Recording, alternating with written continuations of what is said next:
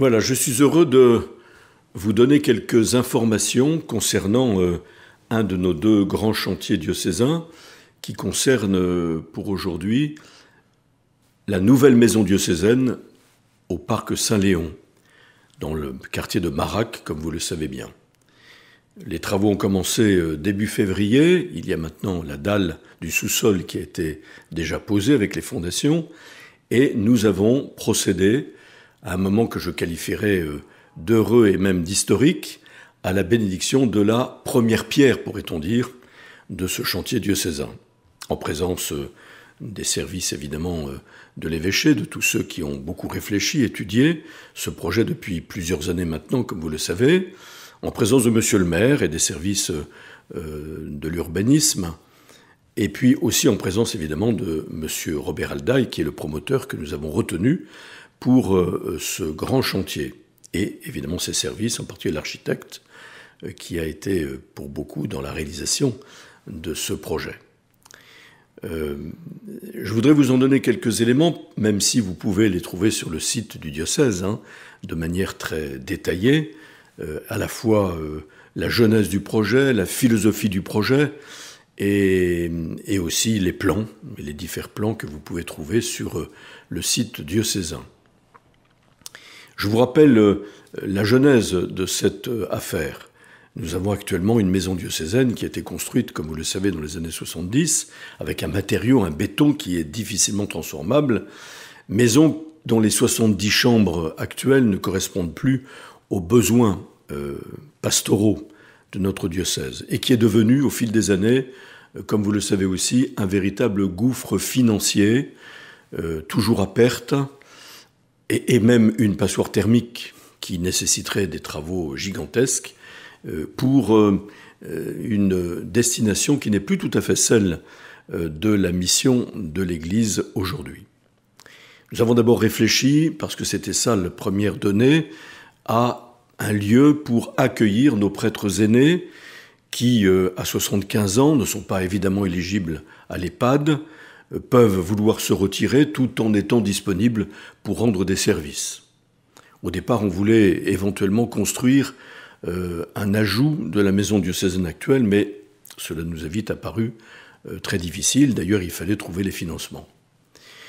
Après avoir longuement réfléchi au niveau du conseil épiscopal, interrogé le conseil presbytéral, le conseil diocésain affaires économiques qui a travaillé particulièrement aussi avec l'aide de nombreux conseillers techniques, nous avons fini par penser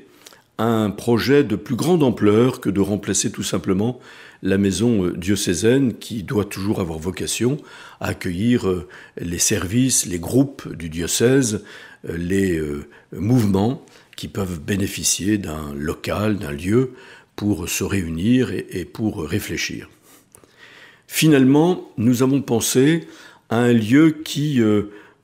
réponde à une vocation de cohésion, de communion de l'ensemble des forces vives, finalement, de notre diocèse, y compris l'enseignement catholique, qui pour l'instant est hébergé, comme vous le savez, dans des bâtiments qui appartiennent à la paroisse de Saint-Pierre de Nivadour, Saint-Pierre d'Irube, heureuse de pouvoir récupérer aussi ces locaux pour rassembler ses fidèles. Donc nous avons conçu, avec toutes les équipes qui ont été consultées et qui ont travaillé à ce projet,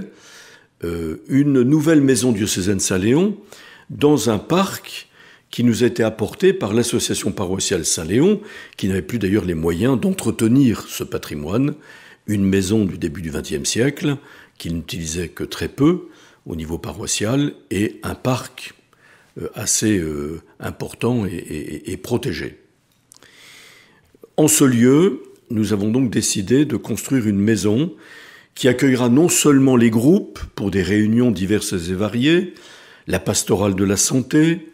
un espace de coworking pour tous les mouvements et services qui voudraient bénéficier d'un lieu pour se rassembler ou pour travailler, la communication, la radio, les archives, les services pastoraux de catéchèse, de catéchuménat, de l'aumônerie d'enseignement public, un espace de librairie ou de bibliothèque, des salles de réunion, une salle de restauration avec une cuisine où on peut réchauffer ou éventuellement faire venir un traiteur pour des groupes de manière ponctuelle,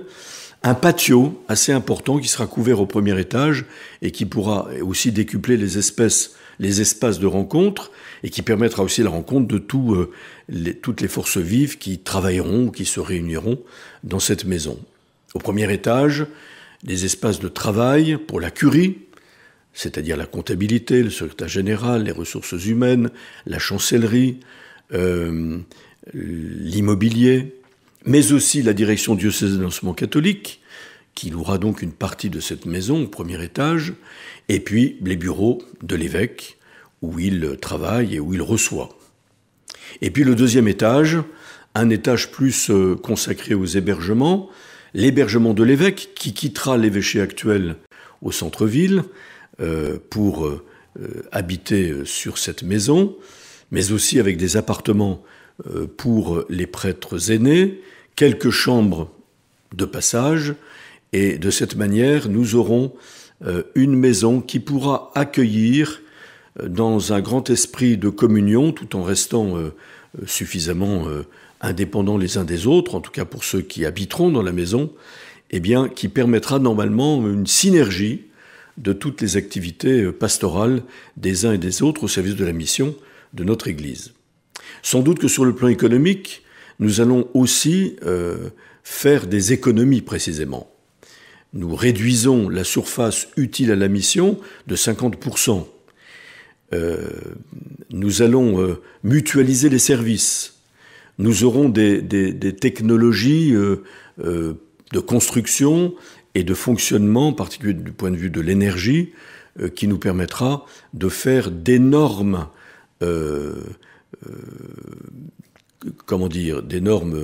diminutions de coûts d'énergie et donc de fonctionnement d'une manière générale. Le jardin, dont nous aurons une priorité d'usage, a été cédé à la mairie pour lui donner aussi une destination sociale en direction des habitants de la ville, avec des clauses de servitude tout à fait précises, juridiquement fixées, priorité d'usage pour nous, privatisation d'une partie de ce parc autour de la maison, fermeture de ce jardin public ou de ce square, dirons-nous plutôt, à 18h, et avec l'avantage que c'est la mairie, du coup, qui prendra en charge l'entretien de ce parc où il y a des espèces plutôt rares et protégées et dont nous n'avons ni les moyens, ni la compétence, ni le financement pour en assurer un tel entretien.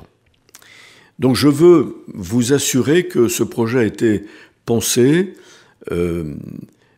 dans le sens sans doute d'une rationalisation aussi de notre immobilier, un exemple que nous voulons donner aussi à l'ensemble du diocèse, pour que l'immobilier soit non seulement conservé quand il s'agit d'un patrimoine que nous avons aussi à transmettre dans les générations suivantes, mais qu'il soit aussi destiné à la mission et aux exigences de la mission d'aujourd'hui. Cela ne veut pas dire que nous allons aliéner notre patrimoine au centre-ville. L'évêché actuel reste propriété du diocèse. Au premier étage, c'est le clergé de la cathédrale qui y résidera, même si j'y garde une salle de réception pour pouvoir rencontrer des personnes avant une célébration à la cathédrale. Le rez-de-chaussée sera partagé entre les locaux nécessaires à la pastorale de la cathédrale et l'officialité.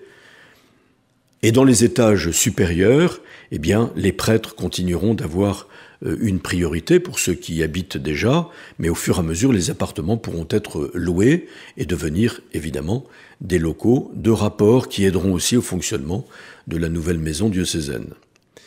Le rectorat actuel sera ou mis en location ou même vendu. L'immeuble de la communication sera mis en location pour des professions libérales, sachant qu'il y a un besoin aussi dans ce centre-ville, Et ce qu'on appelait la maison des chanoines autrefois, habitée encore par des prêtres ou par des familles, pourra être habitée par des prêtres ou bien louée à des particuliers. Enfin, l'ancienne maison diocésaine a été vendue donc à notre promoteur qui nous assure le portage, c'est-à-dire qui nous construit la nouvelle maison et qui ne détruira l'actuelle que lorsque cette nouvelle maison Saint-Léon sera en usage. Nous faisons une opération blanche dans la mesure où le prix de vente sera utilisé intégralement pour la construction de la nouvelle maison diocésaine. Je pense donc que c'est un beau projet, un projet d'avenir qui à la fois allie l'économique et le pastoral au service de la mission et de la communion entre toutes les forces vives du diocèse pour que la mission soit assurée de manière encore plus efficace, si je puis dire, et en tout cas plus crédible. C'est un projet vertueux